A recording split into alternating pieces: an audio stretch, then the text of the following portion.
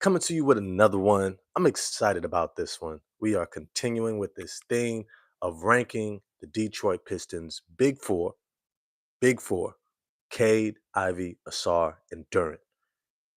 Now, right now, currently, according to the Ringers ranking of the top 100 players in the NBA, they only have two. They only have two players who are ranked in the top 100. I think Cade is like, what was he? 27 or something like that, 26, 16, something like that. It doesn't matter. But then they only had Jalen Duren, number 97. And I was like, damn, 97? And they didn't even rank Assar Thompson and Jaden Ivey. So I was like, you know what? I'm about to do my own ranking. But I wanted to go through each position because I genuinely feel like the Detroit Pistons have a big four. I think Jalen Duren is a top 10, at least 12 NBA center right now. Jaden Ivey, we already ranked him yesterday. He's at 15. And then Assar Thompson, we're going to get to his ranking today, where we have him ranked amongst top small forwards. But I think legitimately, by the end of this upcoming season, the Detroit Pistons will have four players that are likely top 50 players in the NBA right now. Four. And we're going to do a whole breakdown. So, without further ado, but before I get started, if it's your first time here, smash the like button for me, even if it's not your first time. It's a little thing, but it's a big thing when it comes to the channel. All right? Really helps out with the algorithm. Definitely helps out with the support of the channel. Doesn't take much. Definitely appreciate all the love and support, everyone that continues to show up in this community. Also hit subscribe if you haven't already and the bell for notifications. And make sure that the YouTube algorithm knows you enjoy doing interactive lives because this is interactive. If you have been a part of my lives before, for sure, you get a chance to speak your piece. And I may agree, I may not agree, I may get on you if it's a terrible take, but you get a chance to be a part of it. So if you enjoy it, smash the like button, hit subscribe and the bell for notifications. Without further ado, let's jump into this. Assar Thompson, where does he rank? Where does he rank? Now, I have been of the ilk. I am so high on Assar Thompson. I think it is a rare combination, similar to Jaden Ivey, to have that much athleticism and that much skill at that positional size. Truly. Most players who come into the NBA who are 6'7",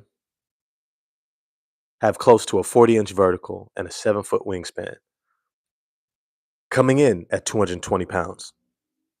That means you don't have to grow into this physical strength man body. You're not a Brandon Ingram. You're not a Zach LaVine. You're not a guy who physically can't take uh, the physicality of the league. Right? I was looking for another word, but the overall physical play. This is a very physical game. It's not a violent game. Football is a violent game, right? Smashing two individuals into each other. That's a violent game. MMA, violent.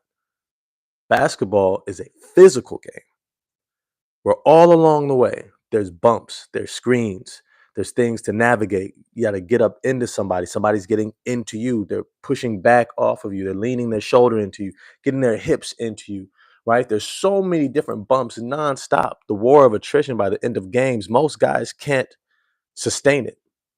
So you have a lot of guys who come into the NBA. It's like, okay, it's going to take them a while to get to the point where they can actually utilize their skill at an effective level because they're just not strong enough. Assar Thompson came in strong enough, more than strong enough. And yet he has this otherworldly desire to compete in every aspect of the game, to compete for loose balls, deflections, rebounds, block shots, steals, get out in transition, doubling the ball, digging down as a help defender, sliding over for a weak side block, making the rotation for a skip pass steal. He utilizes his athleticism all over the court, similar to his twin brother, though I would say he probably does it even more. And somehow he still has the energy to post up mismatches, take guys off the dribble, whether it's in transition or straight line drives, whether it's facilitating for his team, getting offensive rebounds, getting putbacks, being in the dunker spot, getting tip ins, being the roll man on a pick and roll, or the facilitator off of a pick and roll. He's able to do dribble handoffs. He's able to do absolutely everything on the court except maybe necessarily shoot at a high level. But even then, I keep telling y'all, that is not the prerequisite for Assar Thompson's breakout. If you want to see that video, please go and check out my past videos on what these guys are going to look like when they're breaking out. Because it's not going to be all of a sudden Assar Thompson hitting a whole bunch of threes. It's going to be, say it with me, putting it all together. Just the things that we've already seen over the first couple of seasons. The ability to take guys off the dribble, the ability to post up smaller matchups, the ability to be in the dunker spot, the ability to be the roll man, running the pick and roll, dribble handoffs, all these different things, and the occasional potential corner three. But mostly he'll be getting out in transition, moving without the ball, cutting off the ball from the weak side corner or wing. He will be doing so many things on the court that as he becomes acclimated to where he's going to find his points, where he's going to be able to um, consistently eat, as we might put it, that's when we're going to see the jump. That's when we're going to see the 14 to 16 points per game, which I think is going to come next season. 14 to 16 points per game, 6 to 8 rebounds, 3 to 5 assists, and then we're going to see the 3 to 4 stocks per game. That's steals and blocks combined. That's going to be his breakout next season. And by the end of next season, well, there's going to be a different ranking for him. And we're going to get into that later. But without further ado, let's kick it off. Let's start with where we have top small forwards in the NBA ranked and where does Assar Thompson land at the beginning of the 2025-2026 NBA season. All right, y'all ready to go? Have you pulled up your list? Hope you have your list because this is interactive. So I'm going to need y'all to be right here with me. I mean, I don't need you to be here with me, but it's your opportunity. Let's start at the top. All right. Now we go through the teams in alphabetical order. We're going to uh, place a ranking of the top players, but we're going to do it as we go along. So we're going to start with Atlanta, end with Washington. Now, if there is not a clear small forward to be ranked, maybe there's somebody behind them who could take their place, maybe who was drafted last year, right? You got Ace Bailey. Then you got Cody Williams, who looked all right during Summer League. You still got Taylor Hendricks, who's going to be the small forward in Utah, right? I don't know if it matters as much, but you might have more than one guy in the ranking. So we may end up with more than 30 guys, but we will land where Assar Thompson is. All right. Let's see. I think I saw a comment here. My man Mike, what's good, man? I'm most excited about Assar versus any other Piston. Kate is already there, but Assar still hasn't scratched the surface yet. I totally agree. I don't have a list, but I assume he'd be top 12 to 13. Well, we about to find out, Mike. Appreciate you being here on the live, bro. We are about to find out. So let's start here. We have the Atlanta Hawks. The Atlanta Hawks. I think it's pretty clear. The small forward, Zachary Risashe. Now, I don't know if you guys are watching um, FIBA World. That's not the World Qualifiers. It's the FIBA World Games. Yo, what's good, Sandro? FIBA World Games. Right now, that's going on all around the world. Teams are competing. I don't know why Team USA is not. They may have a team, but it may not have gotten any fanfare. I think the United States is tripping. If I'm honest with you, we need to be fully invested in our guys playing every summer. And I'm not talking about every single guy playing, right? Anthony Edwards, the guys making deep playoff runs don't need to be playing. But here's the thing. Most of these guys are playing pickup anyways. Most of these guys are playing um, some level of competitive ball, working on their game. If they were smart, if Team USA was smart, bro, oh, this is See, sometimes I feel like I should be running shit. I'm gonna tell you what this has to do with Zachary Reese in a moment. If I was running stuff, this is what I'd be doing. I would turn our summer into a developmental summer for Team USA, so that in these off years, right, every 2 years is an official competition. Right. So next year is the official World Games. Last summer was the Olympics. Right. So the World Games are going to be next summer. Um, and then 2 years after that will be the next Olympics. What's good, Ed? What's good, Broderick? If I was Team USA, what I would do is I would say, hey, I know you guys like to work on your game. Here's an opportunity to work on an aspect of your game that can apply to playing in international competition, which we all know many times international competition is a much higher intellectual level of the game of basketball. Their style of play is far less predicated upon this heliocentric one guy dominating the ball, making the overwhelming amount of decisions and plays for their team. And that has its own strategy. But when you play with a greater collection of talent, which many times when you're looking for that championship, you are because you have a better team, a la Denver Nuggets, a la Oklahoma City Thunder, right? And all these other teams. You have to learn how to play with your teammates more. You have to learn how to play off the ball, moving without the ball, finding abilities and ways to score in different ways, how to set your teammates up, how to support them in getting open, right? I pass the ball, I cut through looking for the ball, then I quickly set a back screen on the guy in the opposite corner's man who is helping under the rim so that we can skip the ball from the top of the key to that opposite corner for a wide open three. Right. This was a play I just seen yesterday during a highlight. These are things that guys are thinking about as they're moving on the court. How do I help my team win? So there's a lot of things that guys can work on throughout the summer that I think Team USA could kind of facilitate a space where they can get better. Right. This would completely elevate that summer play to even if you're not going to be in the full games, which is like, why not? You're already competing in pickup runs, Rico Hines, stuff like that. Why not come be a part of Team USA? Develop your game in these auxiliary ways that definitely translate to winning at a high level that we know, right? We know it translates, especially in the playoffs. But we need you to be here. We need you to be here. If we think that you can be a part of Team USA, we still want you here. The problem is maybe they have too much talent, but the other problem is they don't have enough continuity. And that's where teams like Team Canada, France, Serbia, right? They're going to be able to catch the US. I completely believe that because there's just so much damn talent. I already went over Team Jamaica, who that could end up being, right? Both the Thompson twins.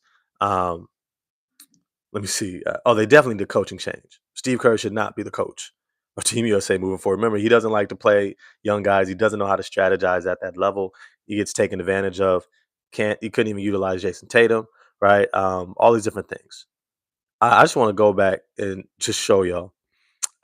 Team Jamaica. Let me see. I had the list. Um. Jamaican men's national team. This is the potential team. This is just for one of the Caribbean teams. I'm not even talking about the Bahamas, right? DeAndre Ayton, Eric Gordon, Buddy Hield, what's his name? VJ Edgecombe, right? Almost got into the Olympics last year. Almost got in, bro. That's just the Bahamas. Take a look at potential Team Jamaica. Amen Thompson, Assar Thompson, Devin Vassell, Scotty Barnes, Isaiah Stewart, Norman Powell, Justin Champagny, Julian Champagny, Josh Mino, Nick Richards, Delano Banton, Caleb Houston, and potentially even AJ DeBonsa, right? Yo, squad. But these guys are playing together all the time, bro. The world is for sure catching up, Sandra, which is really cool. It's really cool to see that level of competition. And this is something that we're going to have to keep in mind that we can't continue to uh, compare eras, right? We're no longer gonna have those dream team levels of competition where we're just blowing everybody out the water, right? And that shouldn't be looked to as the litmus test of how good your team is, right? Because now we're going up against MVPs on other international teams, Greece, right? Um, uh, uh, well, Lithuania doesn't have MVPs, but yeah, Team Jamaica Squadron is deep, and they just won their last friendly game competition as well. Uh, but Lithuania has like Domantas Sabonis, Jonas Valanciunas, and they have several other NBA players or guys who have been in the NBA for stretches. But you have Luka Doncic on Team Slovenia, right? You have Porzingis on Team not Croatia. Um, what is it? What's the name of his team? His international team. I always forget. Right. All it's to say is you have a lot of these guys who are playing together all the time, and they're going to be able to beat Team USA just from their level of continuity and execution. They know their strengths, they know their weaknesses, and their coaching. Yo, it's going to be. I'm just saying, if we ain't got Tyronn Lue or at least Eric Spoelstra, bruh, what are we doing? What are we doing? Nah, Porzingis not on Lithuania. He's on it's not Slovenia either. It is not Czech Republic. No, he's not on not Slovenia either. I just watched it yesterday, that's why. Let me see. Porzingis is on the Atlanta Hawks, which I'm already here. Atlanta Hawks gonna be nice next year. But he is hailing from, let me see. Latvia. Thank you, Sandro. Latvia. Along with the shooting forward that used to be on the Wizards and San Antonio Spurs. It's like a 6'10" forward sharpshooter. I forget his name.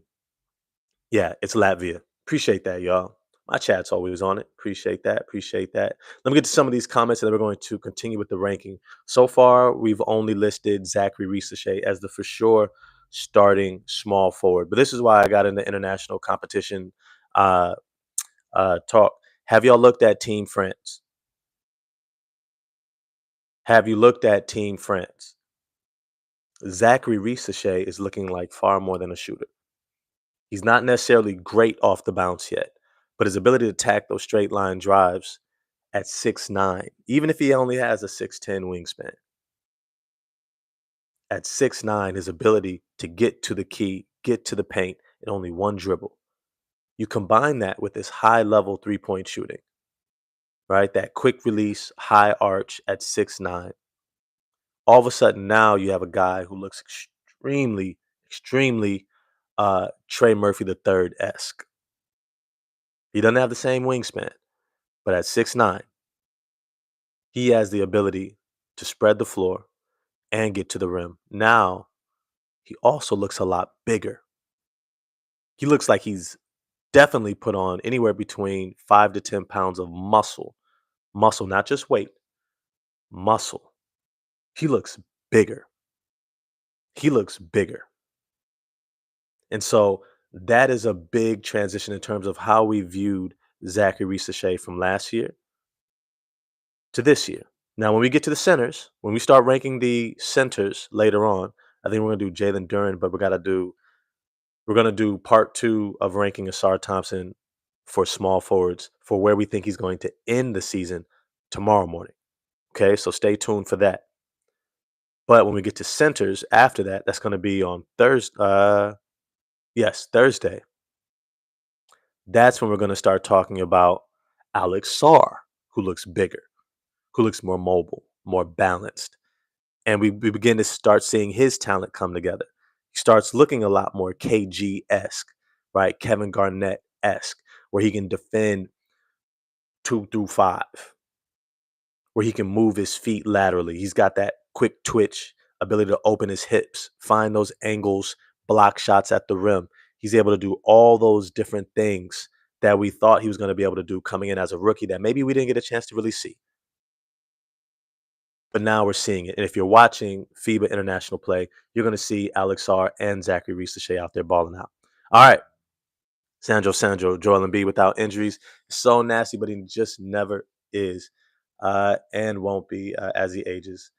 Yep. I mean, a lot of it has to do with Joel Embiid's commitment to getting in the best of shape.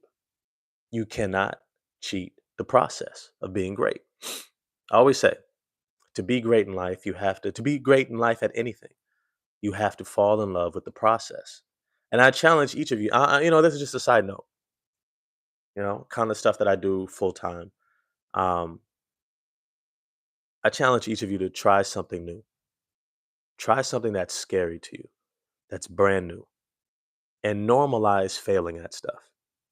Normalize learning from the very bottom, step by step by step, and having a blast along the way.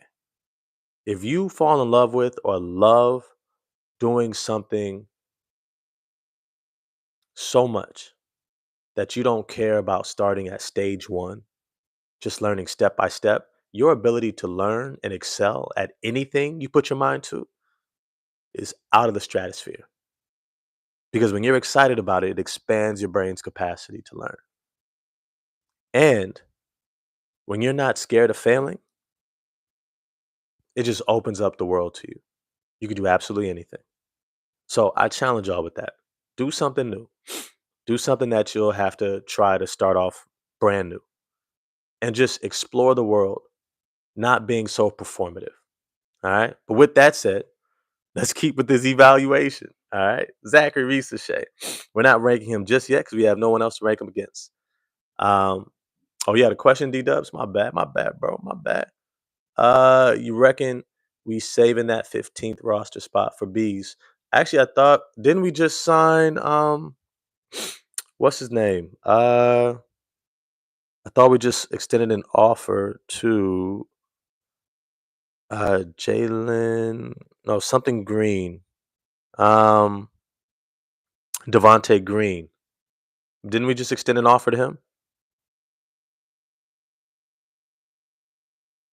Let me know. I could have swore we just extended an offer to Javante Green. Because if I'm honest with you, Javante Green might be a better pickup than Malik Beasley. Because Javante Green has the ability to defend multiple positions. We still have one more spot left. Okay. I'm gonna be honest. I'm not holding it for Malik Beasley. He was not high on my list to retain, even from last season. He was not high on my list even from last season. The reason why is because of the role that he was going to have, and I've had this conversation before. Malik Beasley was not going to have anywhere near the same role. Let's be clear. If you have Duncan Robinson or Malik Beasley, you're playing Duncan Robinson. So his role was going to be third string shooting guard at best. Considering the fact that he's not a playmaker, he's not a facilitator, he's not a point of attack defender. He does not have positional size. He doesn't rebound. Kind of a liability on defense, right? All those different things. You have to recognize it diminishes his value. Even if he had a great year for you. Remember, the NBA is getting deeper and deeper and deeper and deeper when it comes to talent. So when you're a 6'3" shooting guard who doesn't defend or make others better or do all the auxiliary things that, let's say, maybe a Dante DiVincenzo does, like rebound, play defense, move without the ball, score off the ball, right? Attack the rim and get to the paint, create for others. If you can't do all these other things, I mean, the players love bees. That's true. That's dope. This is this is business, bro. We're not hanging out, right? Like my college basketball coach used to say, we're not playing for funsies. We ain't just out here trying to just kick it. We're out here to compete to win. To win. This ain't like the pickup basketball at the YMCA or street ball where you hold a spot for your boy who's coming, even though you know he's not that good, and you just hold that spot open for him. and okay, it's gonna be three of us really holding it down, but that's our boy. We gonna play. Nah, bro. Ain't even about logic over emotion. That's my mental health stuff, right? Like everyone's logical from their perspective. If you're just playing with your boys, it's logical to hold a spot for your boy. If you're trying to compete to win a championship, it's also logical to compile the best roster possible. But I be having terrible takes, Andrew Love. We're gonna get into it, Andrew Love. I see you coming in here spicy, Andrew Love. I see you coming in here spicy. You know what? I can't wait for it. All that's to say is if Malik Beasley gets re-signed, it's the 15th roster spot. It's not that big of a deal. It's not that big of a deal. So if y'all want to show him love, sign him. Hey, you know what? Have at it. It's probably gonna be third string backup. I ain't mad at it. Andrew Love is the main villain of this channel. Him and his boy Ed. They be trying to come at your boy, but it's good though. We finna get it in. All right, Boston Celtics. Who is the very clear small forward? It should not be a discussion. Jaylen Brown is their very clear incumbent superstar or pretty close to it small forward. We know this. All right. So let's throw him on the ranking. He's definitely above Zachary Risachet. All right. So how we're gonna rank them is as we put the name in, we're gonna put them who they're above or who they're beneath. All right. And that's gonna give us our ranking by the end. All right. So we got Jaylen Brown. Boom, from the Boston Celtics. All right, let's get to the next one. Mm, the Brooklyn Nets. The Brooklyn Nets small forward. Let's see what their situation is. I think it's going to be Terrence Mann.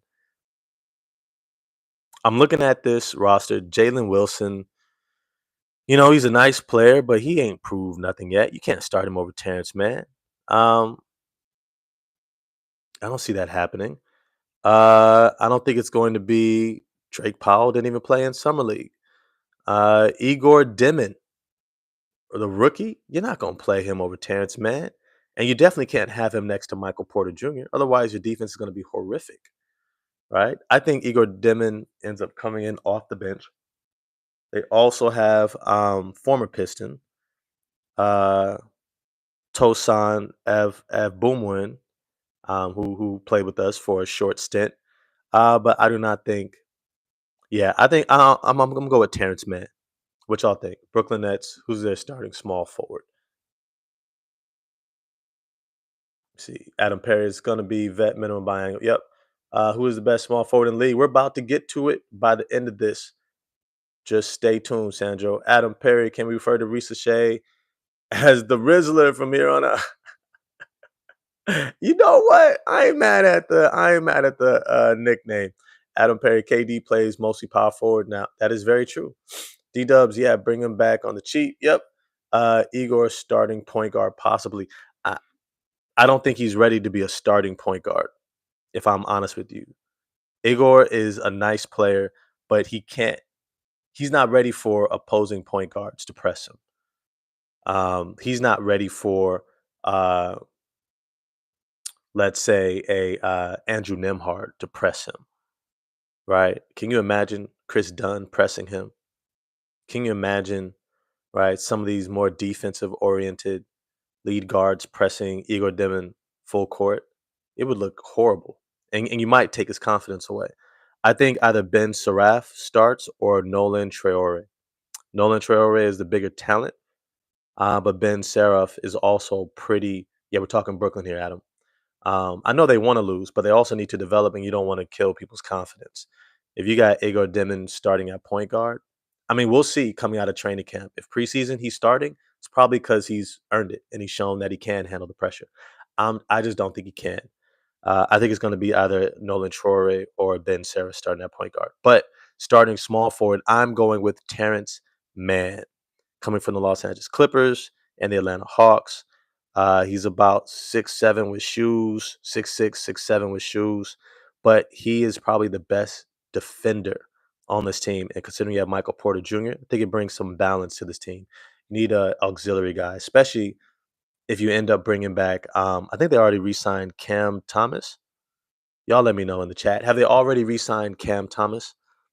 I know they gave him that qualifier that he may have taken. But if you got Cam Thomas at the 2, Michael Porter Jr. at the 4, you got to have guys that could play around them. Nicholas Claxton at center. You're going to need that wing perimeter defender. And that's another reason why you might have Ben Seraph or Nolan Traore starting at point guard. All right, so I got Terrence Mann. Is he better than Zachary Sachet? I would say no, because Zachary Sachet started over him last year. So Terrence Mann is behind him. All right. Uh, I get it, but they took him out. I don't think he should. But it wouldn't surprise. I mean, I wouldn't surprise me if he plays backup point guard or backup uh, small forward as like a point forward, right? So there's a lot of different ways that they could use him. And here's the thing: you don't have to necessarily start him in order to do your tank job. All you got to do is just only play Michael Porter Jr. 25 minutes a game, Cam Thomas 25 minutes a game, and then play the young guys behind him. And they've got plenty. They have plenty of young guys in Brooklyn. So I think that that's going to be their route, right? Noah Clowney for them, they're still high on. Danny Wolf, right? Keon Johnson.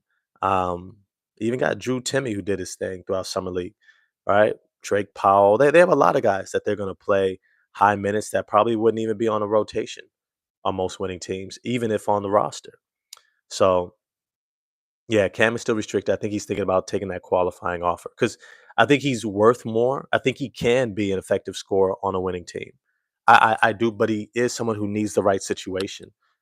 If you put him on a defensive minded team that just needs a scorer and you let him play next to like a bigger point guard who can also defend a bit, right? Like if you switched out Cam Thomas for uh what's his name in Indiana, um, Benedict Mathurin.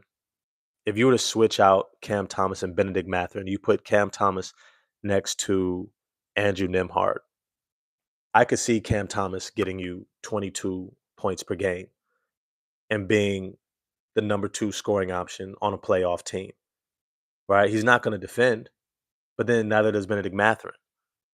I think Cam Thomas is a higher level scorer than Benedict Mathurin. He's got a little bit more pop, has a little bit more pop to his game. Um, kind of like oh, you might remember this throwback name from the Sacramento Kings. Uh, shucks, I could see his face. Shooter. Uh, oh, I forgot his name. Either way, he kind of reminds me of like a Mitch Richmond type. You can get into your body, sneaky explosiveness. Either way, I digress. We did a deep dive. Y'all be getting me on these deep dives by having good questions. All right, we got to get through the rest of the league. We got to speed it up a bit, okay? Can't get bogged down with y'all. We only on Brooklyn, boy. We only on Brooklyn. Nah, not Bibby. It's during the DeMarcus Cousins years. He played. Oh man, his name's off the tip of my tongue. Yeah. Uh, dang it. Okay, that's gonna mess with me all day. Dang it, and I gotta come back and give you all the deep dive shooting guard shout out. Um, Ben, you can't guard me, Matthew. I got you. All right, Chicago Bulls. Who is their starting small forward? I would have to say it's got to be Modest Buzelis. Hey, yes, I know he can play power forward as well, but he's not physically ready to be a full time power forward. And I think, if I'm honest with you, I look at this roster. Yeah, Julian Phillips still off the bench. Noah Esinghe, he might push for some minutes. We might see. I think we're gonna see a lot of Noah Esinghe, Modest Buzelis on court minutes. Good. You might want to make your breakfast. Are you gonna make your cereal? Fruit Loops. Do what you do. Go ahead. All right. Let me see. I think it's gonna be Patrick Williams at power forward. I think physically he fits well between Modest Buzelis and Nikola Vucevic. I think defending at the power forward position. Remember, he's still getting paid $18 million for the next 4 years. I think he gives Chicago that nice balance I'm looking at the rest of this roster. Jalen Smith is a backup kind of power forward. Noah Singway, backup small forward. He'll be competing with Julian Phillips. Isaac Okoro, they sneakily have a pretty deep team. Trey Jones, backup point guard.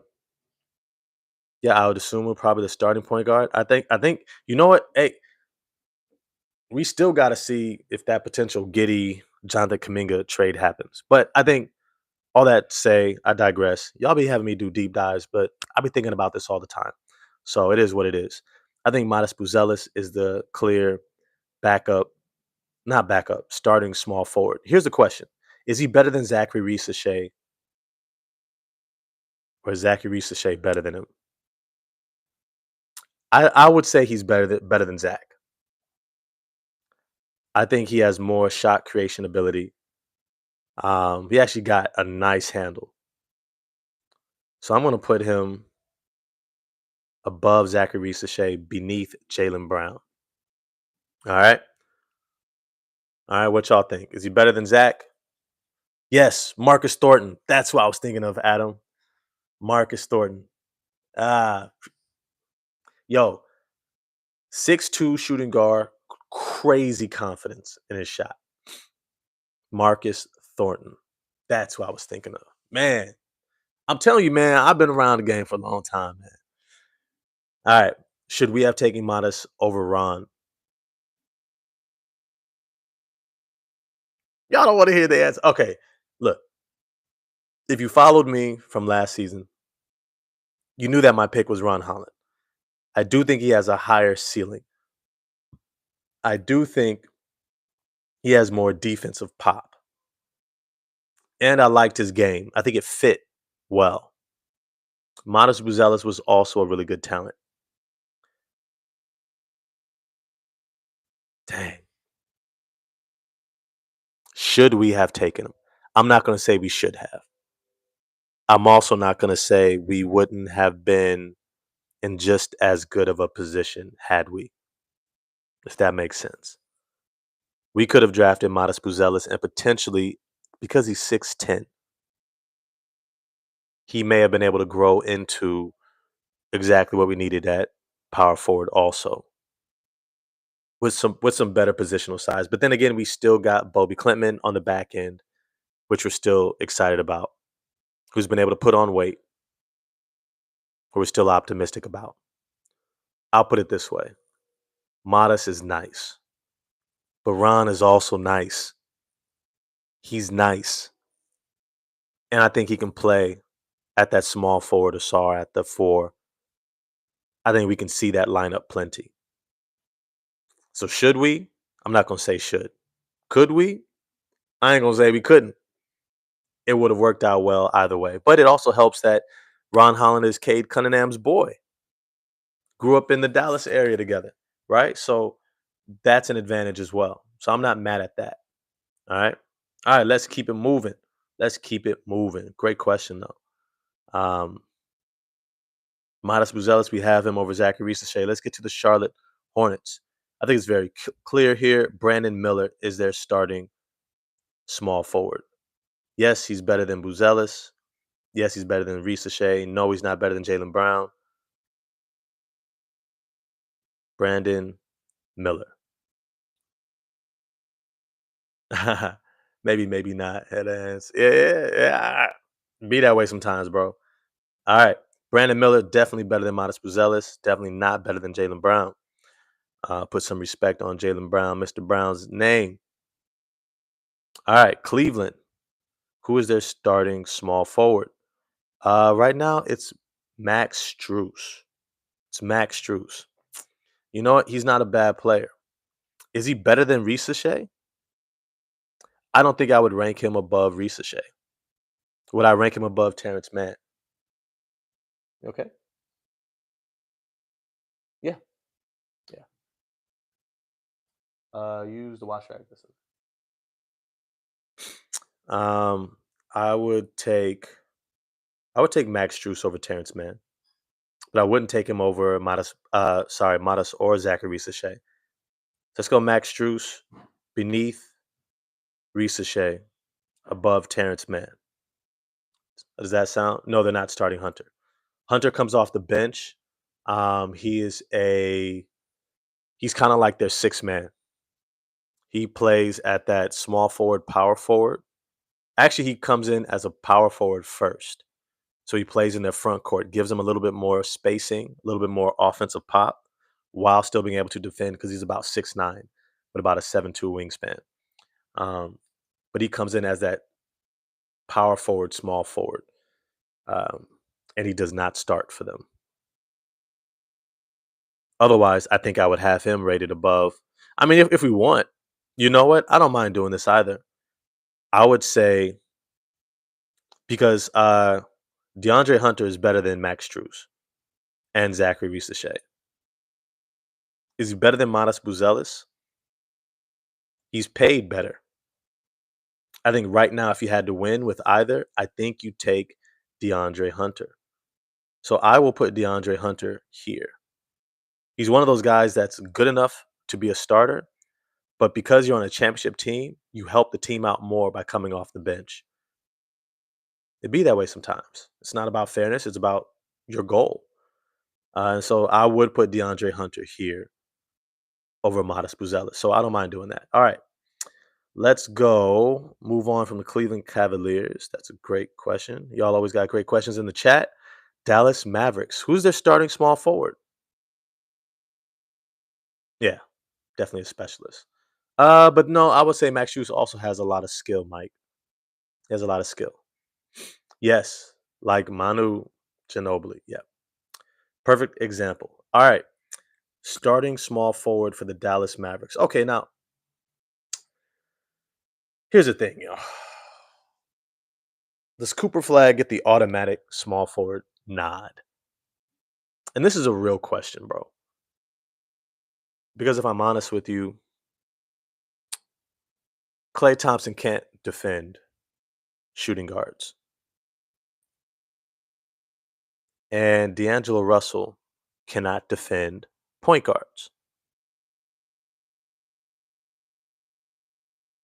You can't have two guys in your backcourt who are older. I'm gonna be nice because I'm older than them. Uh, who can't defend, especially if you're gonna have an Anthony Davis, supposedly defensive-minded team. There's a good chance that Klay Thompson starts at small forward.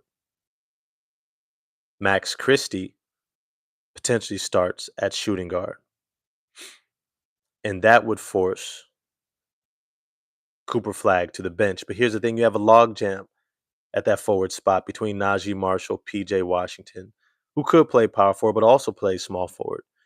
And you still have recent draft pick Omax or Olivier Maxine Prosper.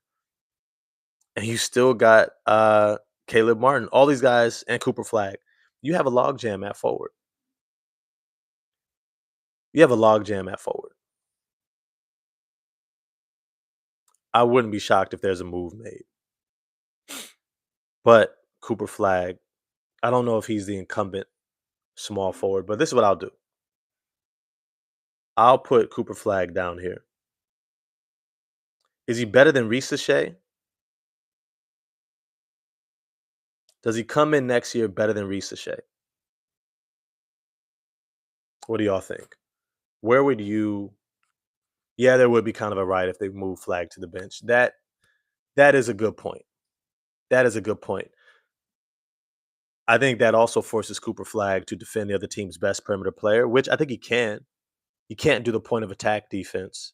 Jason Kidd would have a hell of a job trying to scheme uh, with Klay Thompson not being able to defend at a high level. So, I'll put Cooper Flag. Number one pick, fanfare. They started Zachary Shea all last year as well. Um, do you think Cooper Flag comes in better than Reese Shea? I do. I do. I think he's more versatile defensively, more physical, probably rebounds better, does more in transition, straight line drives, scoring, stuff like that. I'll put Cooper Flag above Zachary Shea.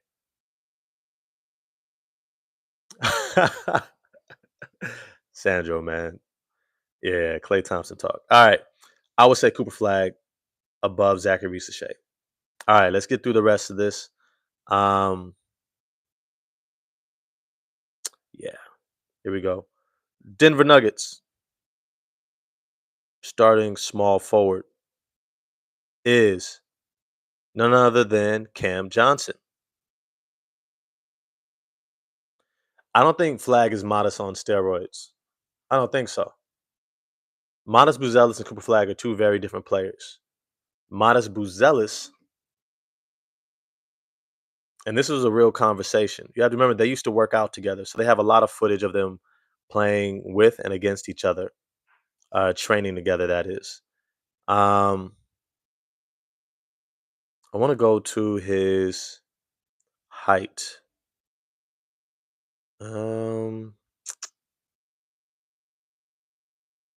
Let me see. Okay, here we go. Draft Modest Buzelis draft height. I want to say he's like 6'8", 6'9". I would put it this way. Modest Buzelis is about a solid inch to 2 inches taller than Cooper Flag. Cooper Flag is not 6'10". We've already discovered that. He measured out at 6'7". Let's say 6'8" with shoes. 6'8" and a half on a good day. All right. Um, Modest Buzelis, on the other hand, see if I could find his draft measurements.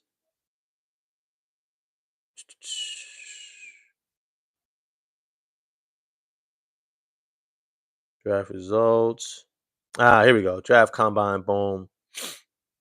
All right. Modest Buzelis. Drafted last year. All right. Modest Buzelis measured out at 6'8.75" without shoes. It's almost 6'9" without shoes. He's legitimately 6'10" on the court. Plays at 6'10". Only has a 6'10" wingspan. So that's kind of a little bit of a knock. When we compare him to Cooper Flag, longer wingspan, 6'7", 7'5". So he's a solid inch shorter. I think Cooper Flag is a small forward who sometimes is going to be able to play power forward. Think Gordon Hayward type size. Modest Buzelis has more Andre Kirilenko type size, not as long. And I actually think Modest Buzelis is more offensively what we think Cooper Flag is. Cooper Flag is the defensive version. So if that makes sense. Cooper Flag is a better defender. Modest Buzelis is taller, much better offensive player off the bounce. All right, let's keep it moving. Let's keep it pushing. Keep on pushing. Let's see. We are at the Denver Nuggets. Cameron Johnson is their starting small forward.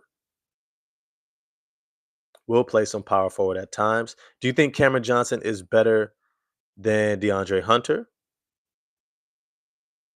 I don't think he has a shot creation ability, but he scores so well off the ball, shooting. I think he's a better player than Modest Buzelis at the current moment. I'll put him beneath DeAndre Hunter. Tends to be healthier, but hold on, let me also. What did Cam Johnson average last season? He averaged 18 points per game. I think DeAndre Hunter has averaged more before. So I'll put him beneath DeAndre Hunter. And I'll put him above Modest Buzelis. Cameron Johnson. All right. Let's keep it moving. Uh Detroit. All right. Cam is super efficient though. And also Hunter had Young as a teammate. But he also has just more versatility. Just in general. And he shot the crap out of the ball last year. So he showed he could shoot the ball at a high level. Um, and he actually destroys second units offensively. And he's a more versatile defender. Uh, and he's a better shot creator. All right, let's see. So Assar Thompson, and you know what? Just for kicks and giggles, we will rank Ron Holland as also a small forward, just for fun. Oh, you look cute, kiddo. All right, you almost ready to go? Okay, make your breakfast. Probably over there, not over here. All right, all right. Let's go. Sar Thompson. I would say. Do you think he's better than Brandon Miller? I think he's better than Modest Buzelis, and I like Modest Buzelis. Would you rank him above Cam Johnson? Where do you have Asar Thompson ranked? You know, I tell you what. Let's go. We're going. Yeah. You know what? Let me know what you think. People forget Asar Thompson was two-time overtime elite MVP. Why I did not know that. Great stat. Is it just me? All right. Inside with the T. All right. Um. Yeah. Wow. Earning both regular season and finals MVP awards in consecutive uh seasons. Asar was the regular season MVP 22-23. Wow. So he won MVP over his brother, Amin Thompson. Wow. That's telling. That's telling. All right. So where do you have him ranked? Currently not better than Brandon Miller. Okay. I definitely see that. Rather have Asar than Miller, but it's super close for me. And Cam, I can't answer bias on Cam. Yeah. All right. So let's say, would you have him above Modest Buzelis? Ethan was good, my man. Frank Nitty. Yep. Yep. Okay. Where would you rank Assar Thompson? I think he's better than Buzelis. I think we got to give Cam Johnson his props. He plays defense, scores, rebounds, great without the ball. I think he's Assar Thompson is better than Buzelis, not better than Cam Johnson. Yeah, these guys are all really good young players. The small forward position is going to be deep as hell, especially after next year's draft. AJ DeBonsa, um, yeah, there's going to be some talent at small forward, and you got Brandon Miller, right? So I would put Assar Thompson above Modest Buzelis and Cooper Flag and Zachary Sachet, but not better than Cam Johnson, DeAndre Hunter, Brandon Miller, Jalen Brown. All right. Where would you put Ron Holland? That's a sneaky question. I just threw it in there. I just threw it in there. I just threw it in there. I gotta show my man love. Gotta show my man love. Where do you have Ron Holland ranked? I'd put him. I don't think he's better than Max Struess yet. I'm just gonna be honest. Um, Zachary Reese Sachet. You know, but he can give you a lot of Struess stuff. He's better than Cooper Flag. I think he's gonna play very similar to Cooper Flag, but I think he's got better skills off the bounce. Is Ron Holland better than Modest Buzelis? I think he's as good. Better than Reese Shea. I'm gonna put Ron Holland over Cooper Flag, under Modest Buzelis. Ron Holland. This might be spicy though. We may have to come back and have a separate. We may have to do this conversation on Thursday. That's okay. Just open the box. There's a bag inside. All right. That's where I got Ron Holland above Cooper Flag, beneath Modest Buzelis. SAR's future ranks much higher than where it currently. Oh, facts. We're gonna get to that by the end of this video. Facts. Asar don't have the playing time to really judge a lot of players. Yep. We all know that he's better than Modest. Facts. Um, Now you're baiting us, Holland. I'm trying to get you primed for Thursday. Tomorrow we're gonna talk about where we rank Assar Thompson by the end of this upcoming season. This is where he ranks at the beginning of this upcoming season. All right, we got 18 people in the chat. Yo, do me a favor, smash the like button for me. It's a little thing, but it's a big thing for the channel. It's just a small measure that you can take to really help out the channel. All right, Ron Holland, I got him above Cooper Flag. Who thinks that that's a big take? Ron Holland is better than Cooper Flag, just as a talent. Just as a talent.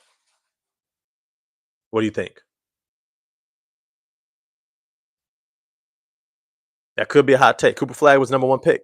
And I told y'all many times, Cooper Flag reclassified because he could have been the fifth pick in next year's draft. Hey, Shasha, Mami, we're all getting your singing in the background. Thank you. All right. Let me see here. Let me see. Ron is going to be a starter worthy on the championship team. His offensive game makes me put him and Assar really close to each other's level. I don't think Ron Holland is on Assar Thompson's level in terms of just his skill. Just in terms of his skill.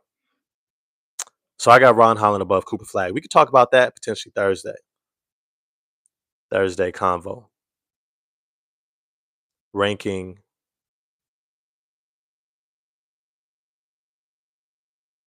Let's see. Ranking Holland.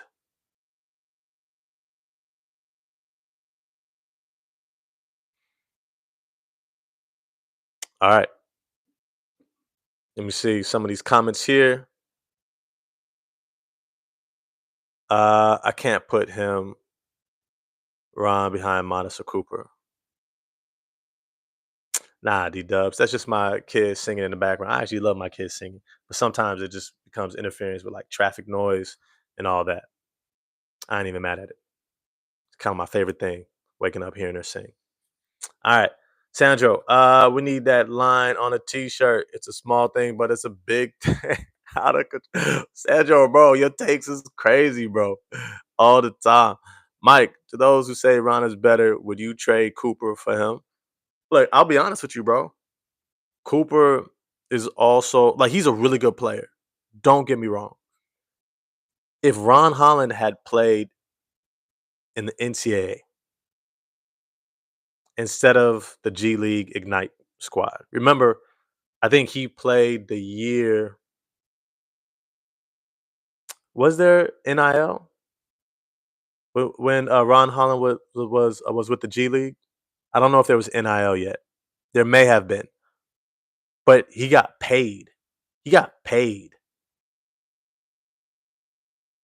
Nah. I'm a dad. um, but nah. Sorry, I'm responding to some of these chats. Let me see. I would say Ron Holland if he had played in the NCAA. Imagine if Ron Holland had played at Kansas and he's averaging 17 points per game, right? 4 or 5 rebounds in last year's draft. Or I'm sorry, for this year's draft. At a legitimate, let's keep in mind Ron Holland's measurements. And we're gonna get it. You know what? I'm gonna save it. I'm gonna save it for Thursday. We gotta move on. I'm gonna save it for Thursday. Cause y'all try to pull me into these side conversations. And it's a great conversation. I'm gonna save it for Thursday. Ranking Ron Holland. All right. Oh, I just got one. Yeah, I just got one, man. Yeah, you a blessed man. You got 5 of them. That's what's up, bro. That's what's up. Kids are dope, bro. If you ain't got you one, get you one, man. Kids are dope. Bring so much joy to your life. All right. Let's keep it pushing. Keep on pushing. Ooh, we got to fly through these teams. Golden State Warriors starting small forward is Jimmy Buckets. We already know he's going to be at the top. Better than Brandon Miller, not better than Jaylen Brown. All right. Jimmy Butler. All right. So we got Jimmy Butler. And that might be kind of a controversial take if he's I don't but I think it's clear. Jalen Brown won a championship and was the finals MVP, something Jimmy was never able to do. Jimmy might be more skilled. Jalen Brown's probably a better just all out scorer. And proved it at the highest point. So I can't say nothing to that. Let's keep it pushing. Houston starting small forward. Here's the thing. Do you think Kevin Durant plays or starts as a small forward or power forward? I think he starts at small forward. Kevin Durant, is he better than Jalen Brown right now? That's a really good question. Is Kevin Durant better than Jalen Brown? Let me know what you think in the comment section. What do you think? No? I would have to agree, especially because he's 36 years old. Can't defend nowhere near.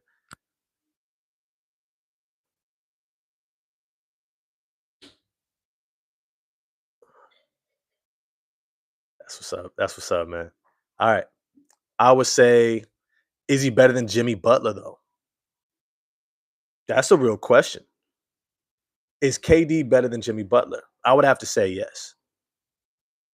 I got to go Kevin Durant. Better than Jimmy Buckets, not as good as Jalen Brown. Okay. Okay, we're past Houston. We got to pick up speed, y'all. We got to pick up speed. Here we go. Indiana Pacers. I believe Aaron Neesmith is their incumbent small forward. Here's the thing. I don't think there's a good chance, if I'm honest with you, that Benedict Mathurin does not pan out in Indiana.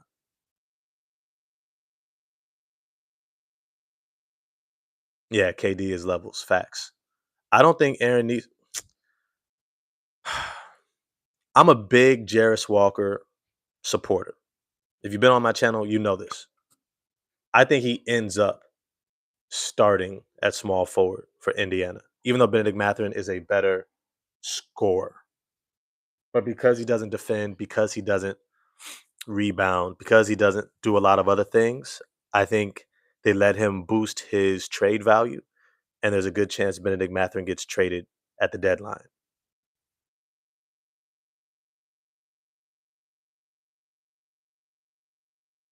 Nicole, Sandro, man, that's totally different positions, bro. Stay on point. Stay on point. Aaron Neesmith, where do we rank him? I would say, is he better than Buzelis? Yes. Better than Thompson? No. And I'm just saying this because of what Aaron Neesmith has proven in the playoffs. He was a factor.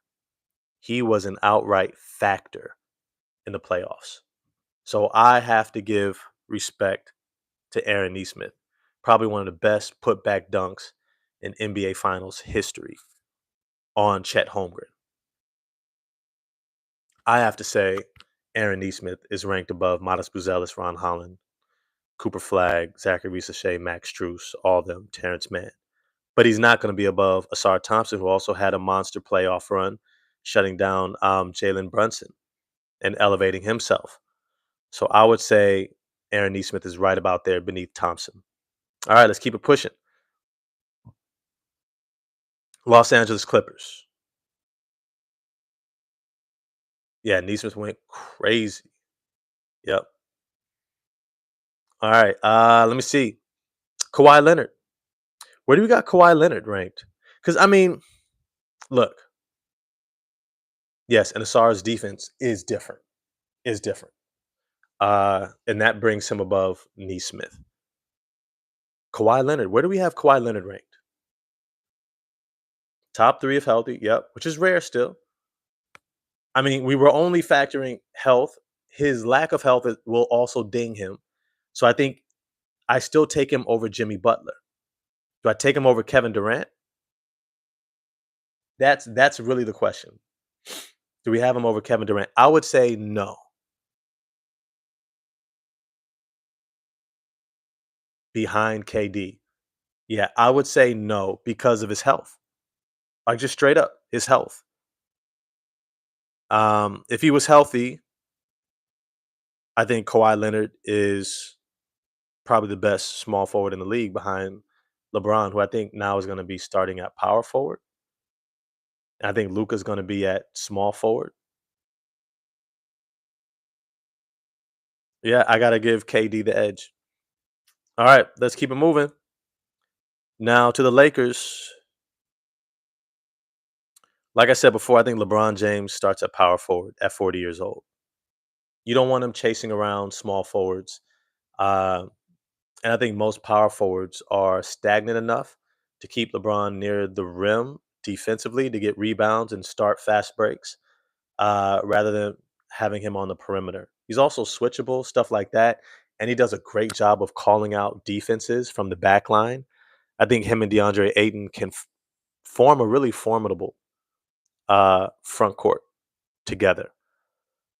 Also look forward to seeing some pick and roll stuff from the power forward center position. That's kind of a rare combination, like what you see from Nikola Jokic and Aaron Gordon, except flipped. I think LeBron starts at power forward. Does Luka start at small forward though? Because I think when we look at the rest of this squad, it really depends if Marcus Smart starts next to Austin Reeves. Or does Rui start at small forward as a defender? Or is it Jared Vanderbilt? I think I'm going to put LeBron James at power forward. I'm going to put Luka at small forward.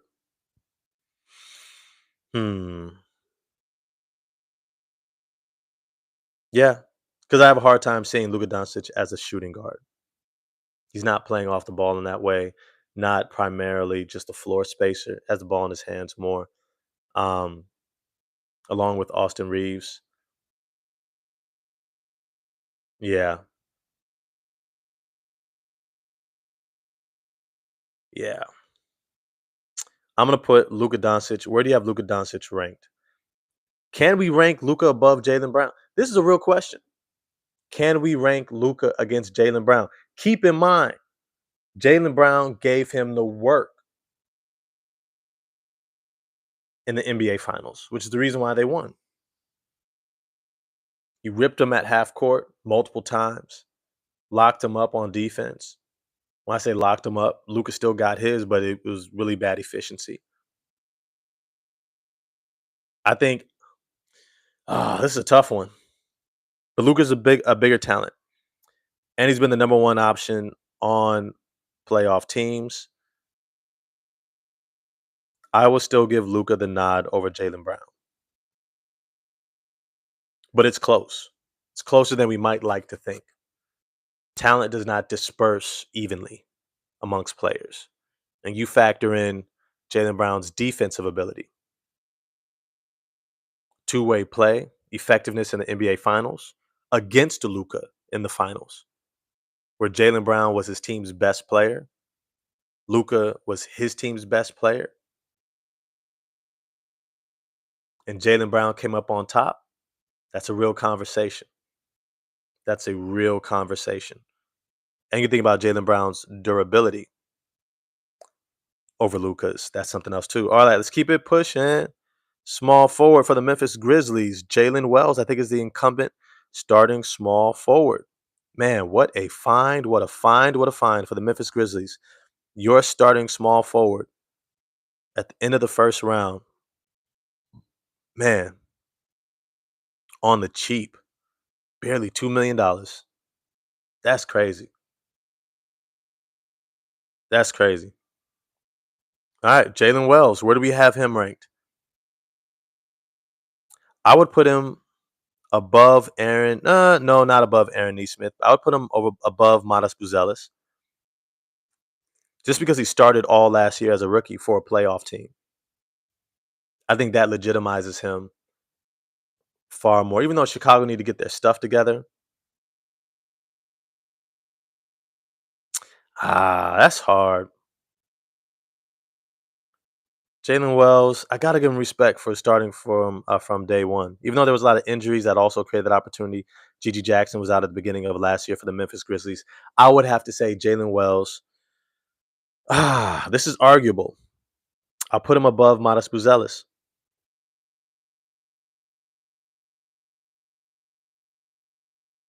I will. I think he's a far better shooter. Yeah. I don't think it ends there. I don't think it ends there by the end of next season. I think Buzelis leapfrogs him. Uh, Maybe even some other guys too. All right. We're not going to argue too much over Jalen Wells' ranking. We're just not. All right. I wouldn't be shocked if Gigi Jackson is starting over him by the end of next season. All right. Miami Heat. Who do we got? Starting at small forward. Andrew Wiggins, 30 years old, making 28 million. You got to put some respect on his name. I don't think he's better than Jimmy Buckets, of course. But do think he's better than Brandon Miller right now. Or is he? Yes. I'll say he's better than Brandon Miller. Andrew Wiggins. I don't think he ends up by the end of next season better than Brandon Miller. But Brandon Miller's got to show us. We can't just project oh, he's really skilled. He can do so many things that he hasn't really shown us consistently he could do. All right. Just had that rookie season, then out most of last season. All right. Andrew Wiggins above Brandon Miller, but beneath Jimmy Buckets. Let's keep it pushing. Here we go. Making our way. Milwaukee Bucks. Starting small forward for the Milwaukee Bucks. Side note, if you have not smashed the like button for me yet, please do. Really helps out with the channel. It's a little thing, but it's a big thing. All right. These things matter. Appreciate y'all. Uh Milwaukee Bucks, their starting small forward is going to be Kyle Kuzma. You don't pay a guy 22 million and bring him off the bench.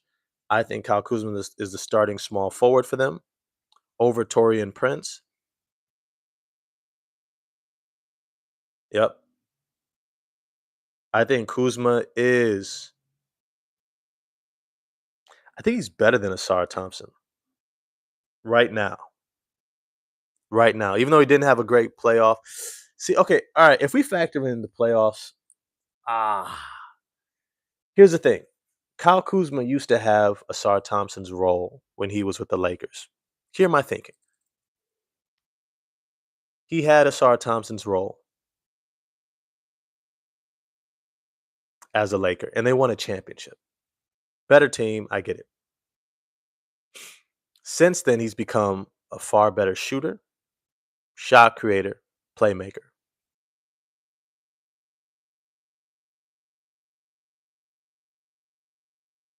I think when he comes back to the Bucks, he puts it all together.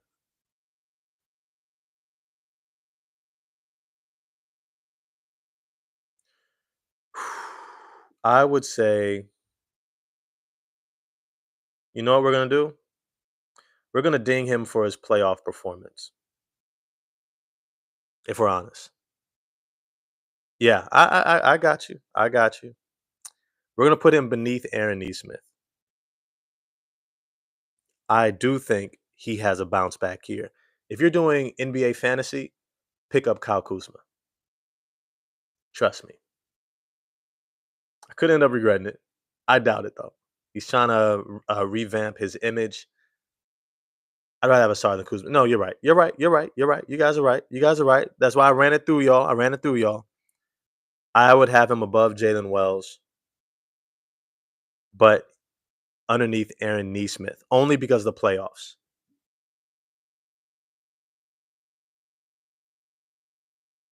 Yeah, I got you.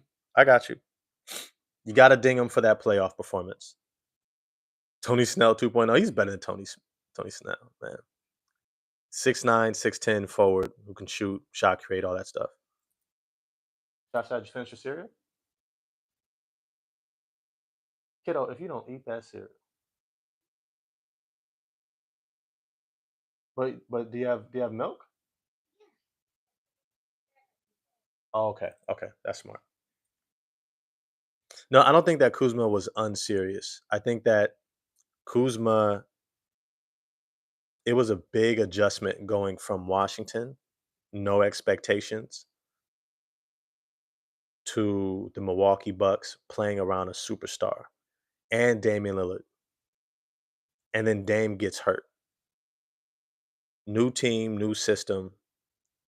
new situation, new role. That's a lot of newness going into the playoffs against a team that we didn't know at the time was about to make an NBA Finals run where they almost won it all. They almost won it all. That was one of the better teams, in other words. That was going to be extremely hard for him to come out on top. I'm giving him the benefit of the doubt that even though he had a horrible playoffs, it doesn't negate his body of work. But I still put him beneath Aaron Nesmith, who had a much better playoff run. All right, Minnesota Timberwolves.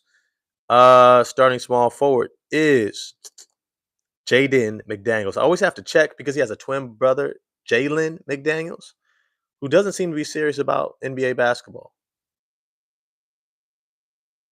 Twin brother, same height, same measurements, same kind of role. Hasn't been able to stick in the NBA.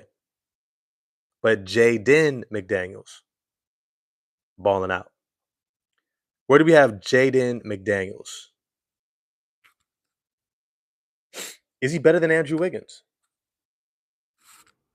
I don't know. I've seen Andrew Wiggins be the second best player on the NBA championship team. So I would say no. Uh, on that Golden State Warriors run with Stephen Curry when Steph finally won his NBA Finals MVP. So I would have to put Jaden McDaniels above Brandon Miller.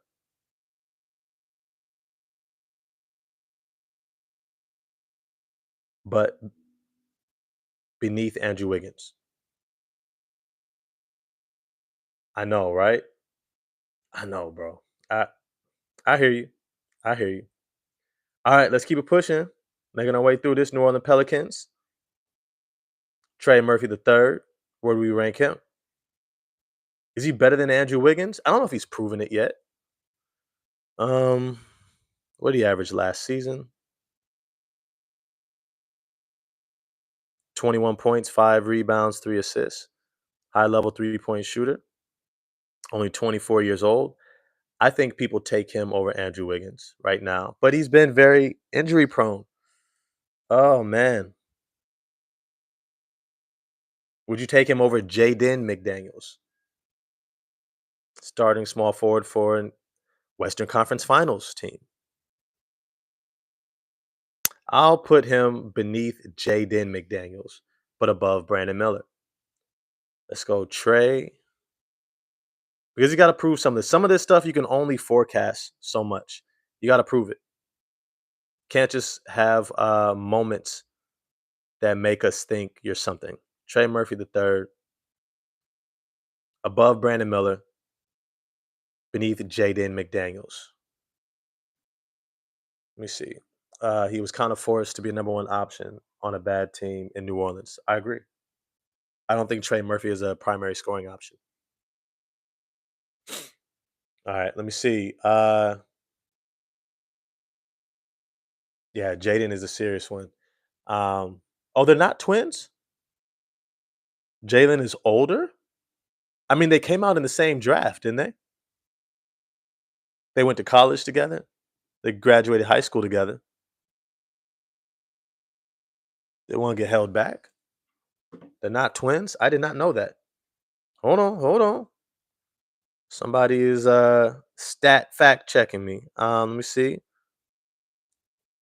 I want to say the last team Jalen McDaniels was on the Toronto Raptors. True, gotta prove it. Gotta prove it. Uh, McDaniels, Jalen McDaniels is a year older.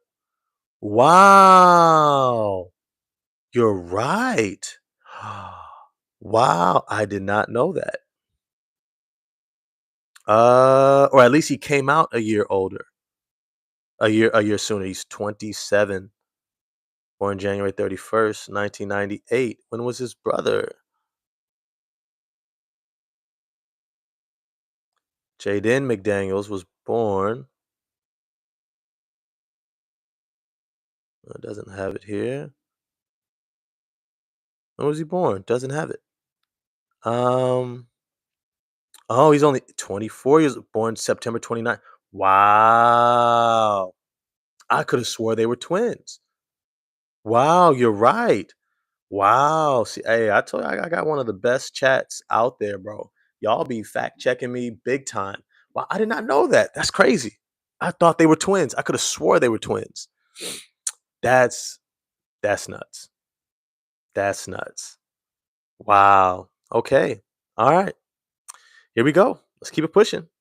Um, New York Knicks. OG Ananobi, starting small forward. Where do we have him ranked? Is he better than Andrew Wiggins? I would say no. I would put him beneath Jaden McDaniels simply because of his injury proneness. Better shot creator than Jaden McDaniels, but not as durable. Even though he played a lot of games last season, I'm somewhere between Andrew Wiggins and Jaden McDaniels. Oh man, OG Ananobi, where would you rank him?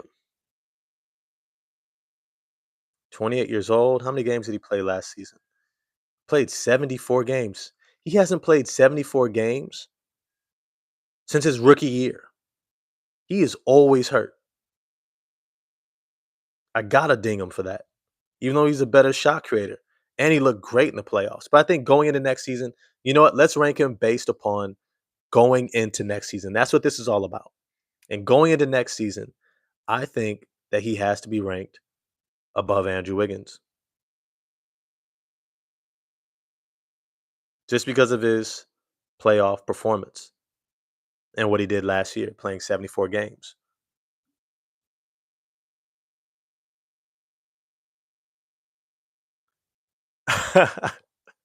Sandro, you're hilarious, bro. You're hilarious. He carried the Knicks when Brunson was locked up. That is so true. Him and Mikal Bridges did. All right, let's keep it pushing. We got mm, Oklahoma City Thunder, J Dub himself, Jalen Williams. Crazy. He's still only being paid 6.5 million. That's nuts. That's nuts. NBA champion, second best scorer on a championship team, 24 years old, only getting paid six. That's why you got to draft well.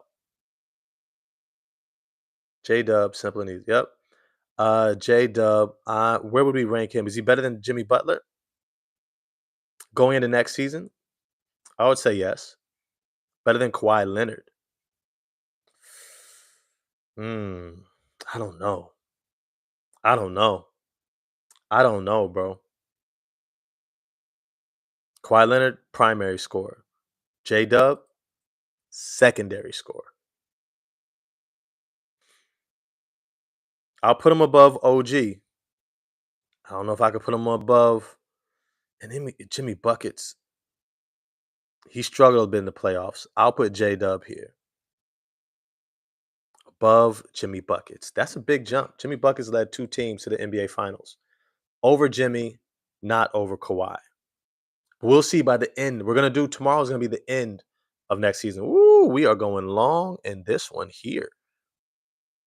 Orlando Magic.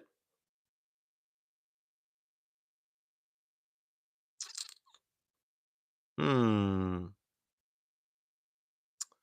Oh, Franz Wagner. Here we go. Okay. Where do we rank Franz Wagner? Better than Kevin Durant? Nah, I wouldn't say that. Better than Kawhi? No, I wouldn't say that. Better than J Dub? Is he better than J Dub? J Dub was an All Star. I can't put him above J Dub. Can you put him above Jimmy Buckets? I think that's where the discussion starts. Franz Wagner over Jimmy Butler. No? Okay. Yep. Still rank Jimmy high. Warriors need a player to fill the pool. Yep. Okay. Do you have Franz Wagner over Jimmy Butler? That's what I'm asking you. What do you think? Yes, no? I would say no. I would say actually yes. I would say yes. Franz Wagner, the work that he put in last season, I would put him over Jimmy. Only based off what Jimmy did last year. All right, let's keep it pushing. That is debatable. We can have that debate another time, but it's around that spot. Philadelphia 76ers, Paul George. Look, we may not like what he did 16-5-4. That was a rough season. And that was just an injury plague season. If we look back just the year before last, averaged 22 points, 5 rebounds, 3.5 assists for a playoff team. But he has been steadily descending in terms of his scoring. Um, Stays around 20s. Yeah. I don't know if Paul George is better than Franz Wagner. That may sound crazy to say, but I don't know. Would you have Paul George above Franz Wagner?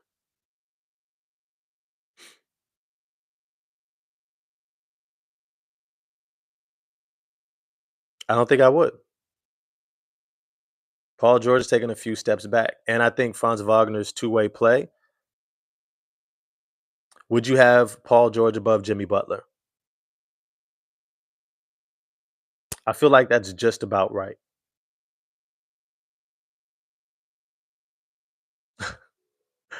Sandro, you laughs, bro. I would say Paul George fell off easy. I would put him above Jimmy.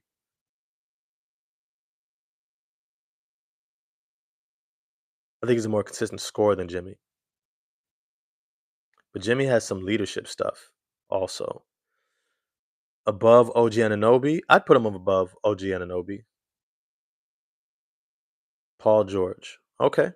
I got him beneath Jimmy Buckets, above OG Ananobi. All right. See, I don't realize most of the time I'm thinking about this stuff in my sleep, bro. Phoenix, Dylan Brooks. I don't really care too much about Phoenix. Dylan Brooks, I put him above Brandon Miller, beneath Trey Murphy. All right, Dylan Brooks. Dylan Brooks. All right, here we go. Ryan Dunn is actually pretty good too, but that's for another day. All right, maybe breakout candidates type of deal. Let me see who starts. I think they're pretty excited about. Where is he at? Denny Avdia, 24 years old. Starting him at small forward. No, is it small forward or power forward? They're starting him at power forward over Jeremy Grant. This is really interesting. We may have to rank several guys in several spots. I don't think Jeremy Grant is a small forward anymore. I think he's pretty steady at that power forward spot. But he can kind of go between both. He's really just kind of a forward. This is why I'm having a hard time with this ranking for them because Tumani Kamara is nice. And if I got to rank Tumani Kamara, I would take him over Kyle Kuzma. And he deserves to be ranked. Tumani Kamara. Now, where would we rank Danny Avdia? I think you have to rank him.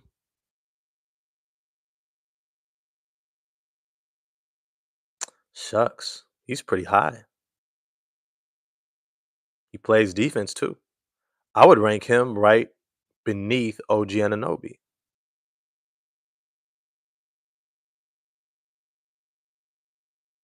Avdia. And where would you rank Jeremy Grant? It's kind of like a poor man's Wiggins.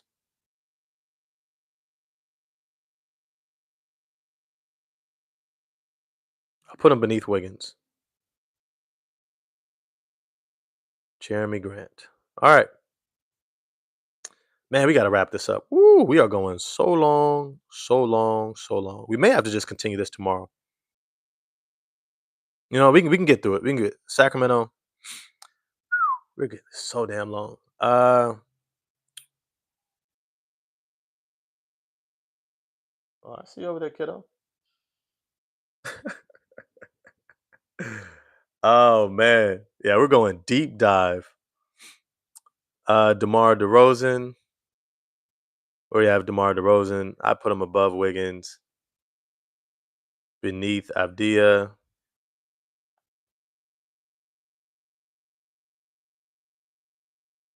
All right, and where are we ranking? Let me see. San Antonio Spurs. I think Stephon Castle is their starting small forward. No? Anyone else dispute that? Stephon Castle is going to start at small forward. I don't think Carter Bryant's going to start. Also, don't think I think Harrison Barnes and Jeremy Sohan split the power forward minutes.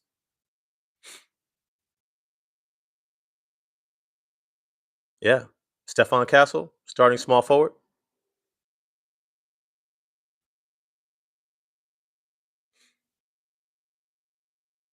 Yeah. All right. I gotta go. Stephon Castle still got to prove more to me. I'm gonna go right here. Put you above Ron Holland, beneath Matas Buzelis,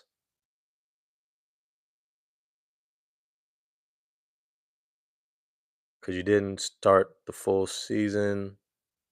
But I think you have a lot of talent though. Let's go.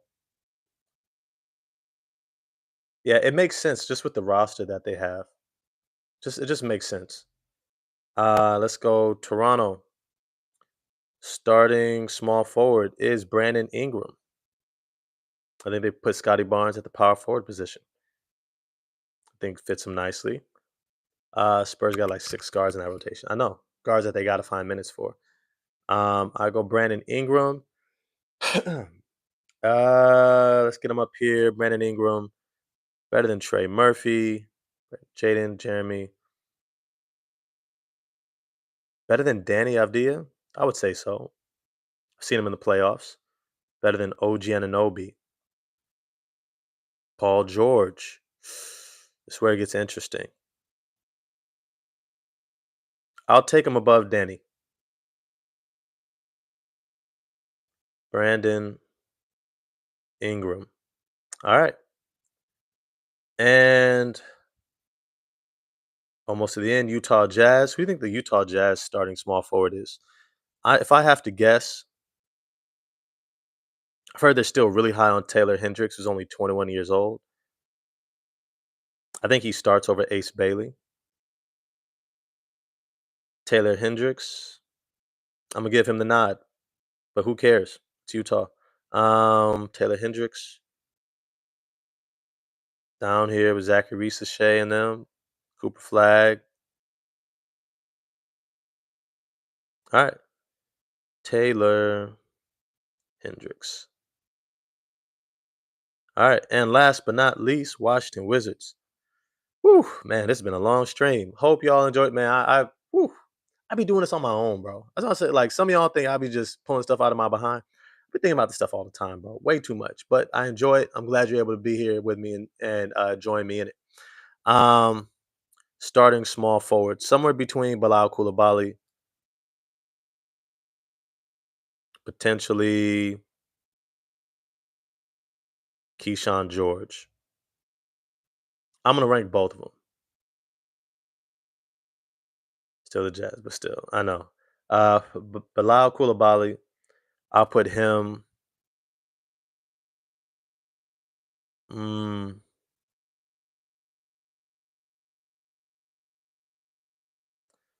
man, I gotta put him. I'll put him above Jalen Wells. He's got a little bit more bounce. Um, Bilal Koulibaly. All right. All right. And Keyshawn George, I think we got to rank him too. He had a really good year. Right there beneath him. All right. At this point, don't really care. All right, Keyshawn, George. All right, we've got our ranking. Oh my God. So many small forwards in the league. Dang. That is a competitive position. It took us way less time. Well, maybe not way less, maybe like 15 minutes less to do shooting guards because it's not as much talent. But there is still crazy talent at the small forward position. So Luka at 1, Jaylen Brown 2, Kevin Durant 3, Kawhi Leonard 4, J Dub 5, Franz Wagner 6, Jimmy Butler, Jimmy Bucket 7, Paul George 8, OG Anunoby 9, Brandon Ingram 10, Danny Avdija 11, DeMar DeRozan 12, Andrew Wiggins 13, Jeremy Grant 14, Jaden McDaniels 15, Trey Murphy III 16, Dylan Brooks 17, Brandon Miller 18, DeAndre Hunter 19, Cameron Johnson 20,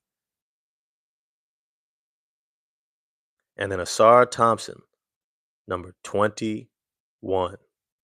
Lucky number 21. Where do we think Ausar Thompson ends up by the end of the season? That's tomorrow. I hope you join me then. Woo! It's going to be a much shorter discussion because we don't have to rank them. But we went through the rankings. Damn, we went through all them rankings. Wow, that was crazy. We did that, y'all. Hey, applaud yourselves. If you made it to the end, put 21 in the chat after I post this. Put 21 in the chat. Ask me any question, I'll answer. All right? Gotta get out of here.